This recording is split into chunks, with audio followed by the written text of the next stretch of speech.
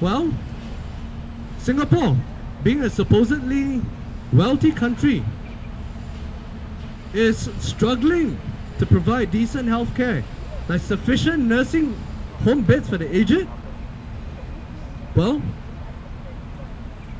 there's little scope, or rather hope, for employment help for the disabled for quite some time.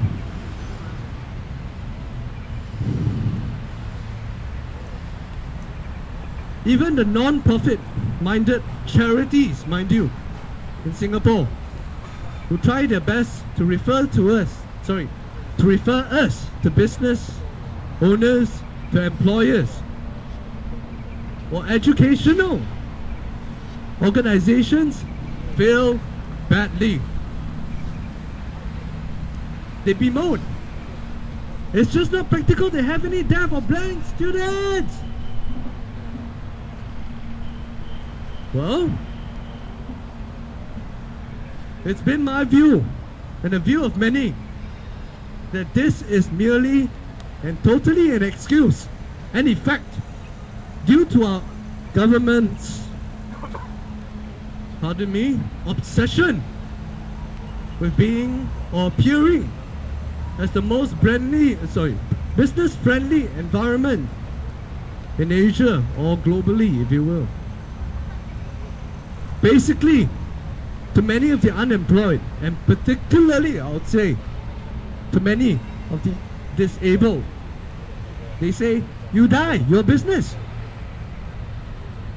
And to the business bodies, they patronize extremely with, you fly, our business.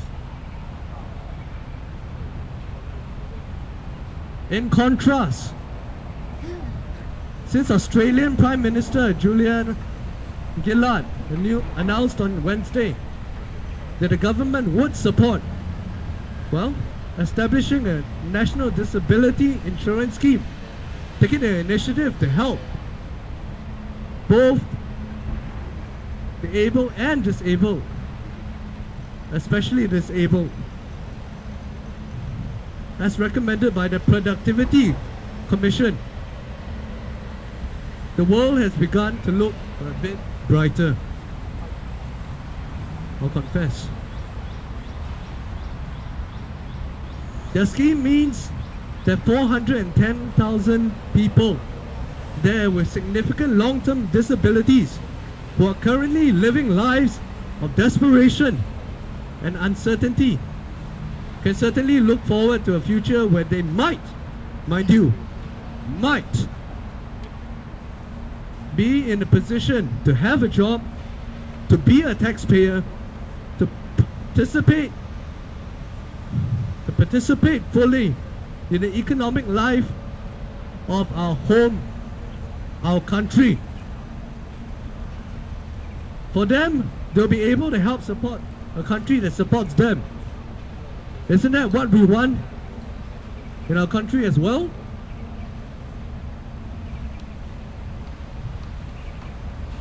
Like them.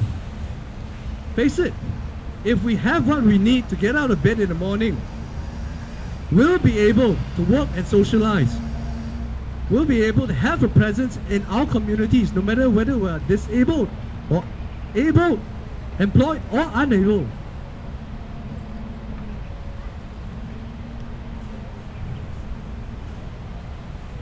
For too long, we have been denied the right to participate in Singaporean life, whether in work or in play. Well, I'm in subsidence to a trade union that barely just patronizes the government and business bodies.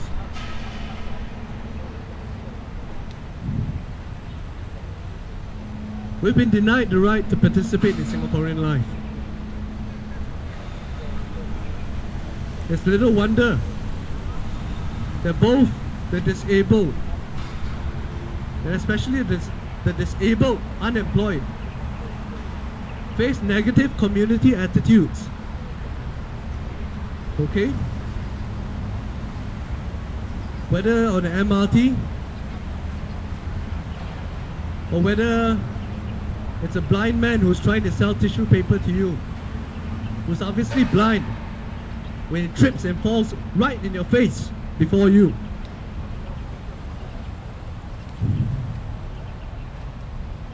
We need to follow what the Australians and many other countries who are more compassionate have taken. Their stance? Once your basic needs are met, you can go to work on the other things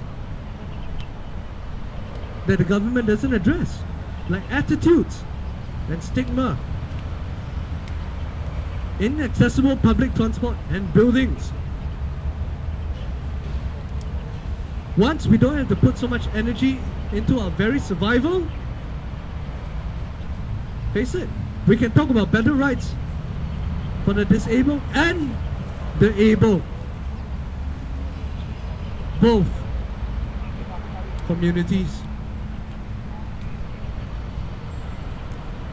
In closing, I would just like to note that we, the disabled members of Singapore, tried ourselves to earn a living, but too often to little avail, regardless of race, language or religion.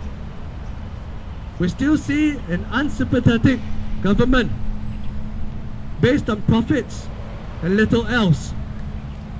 So as we try our best, there's still little success and progress towards a caring people that I hope we can help to change. Thank you.